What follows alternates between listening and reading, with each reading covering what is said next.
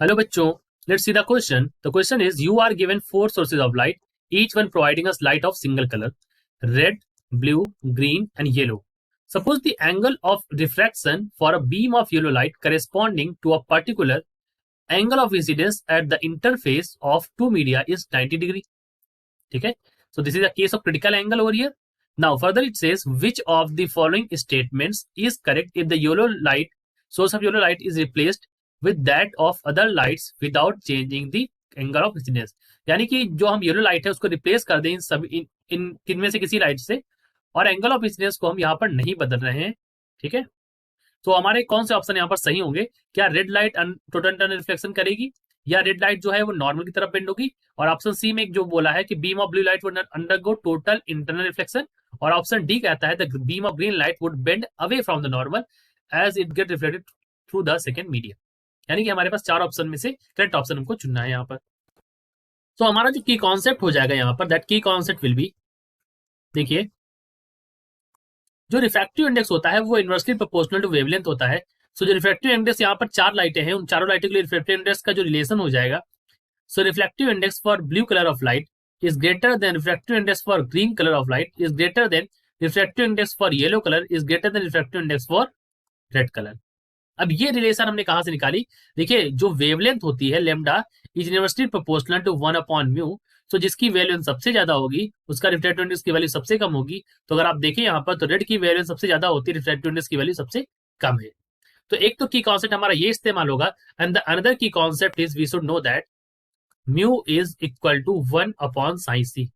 यानी कि जो रिफ्रैक्टिव इंडेक्स होता है वो 1/sin c के बराबर है, और वेयर सी जो है हमारा, सी इज क्रिटिकल एंगल. यहां पर सी जो है हमारा, it is the critical angle.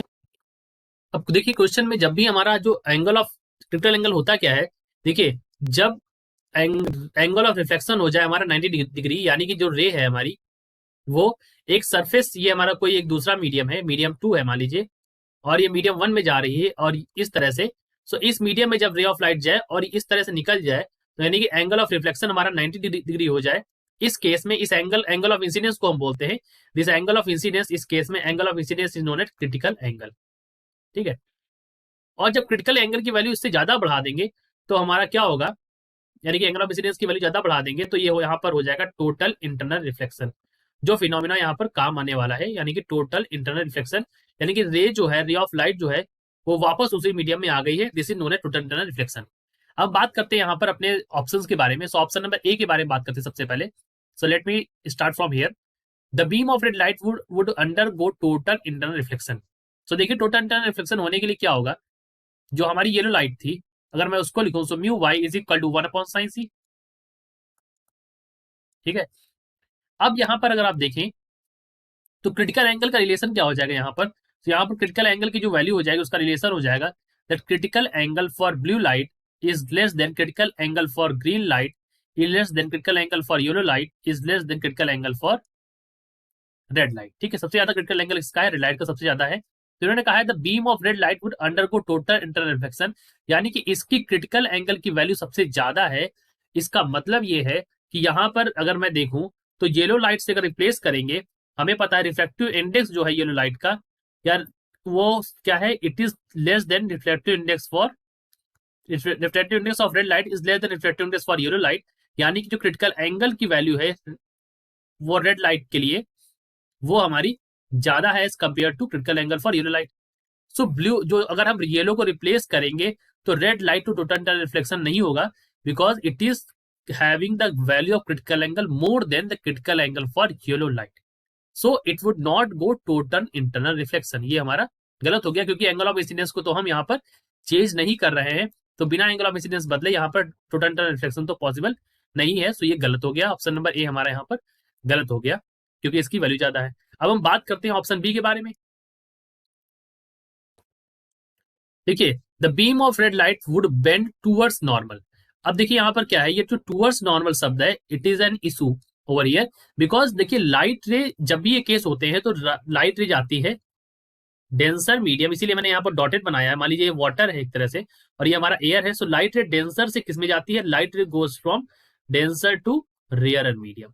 और जब भी रे ऑफ लाइट डेंसर से रेयर मीडियम में जाती है तो ये बेंड टूवर्ड्स नॉर्मल, तो right ray bend towards normal, ये नॉर्मल की ओर बेंड करती है, ना कि नॉर्मल से अवे।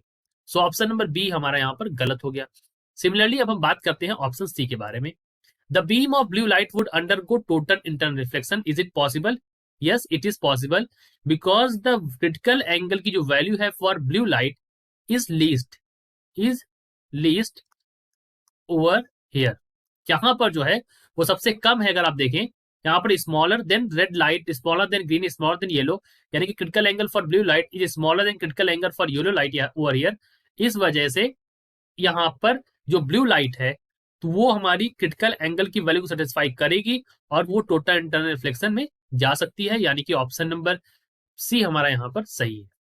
सिमिलरली अगर मैं ग्रीन लाइट के लिए बात करूं यहाँ पर, सो ग्रीन लाइट भी जो है हमारी it can also go, because इसके क्रिटिकल एंगल की वैल्यू जो है वो it is less than yellow light critical angle की वैल्यू से, so it can also go total internal reflection. ठीक है, बट ऑप्शन डी में अगर देखें तो इन्होंने कहा है the beam of green light would bend away from the normal, तो यहां तक का तो सही है।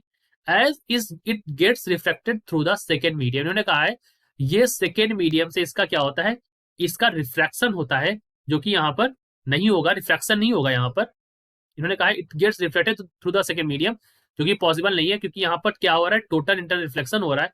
तो ये हमारा यहाँ पर गलत हो गया। सो ऑप्शन सी हमारा यहाँ पर करेक्ट है। So I hope you understood it well. All the best.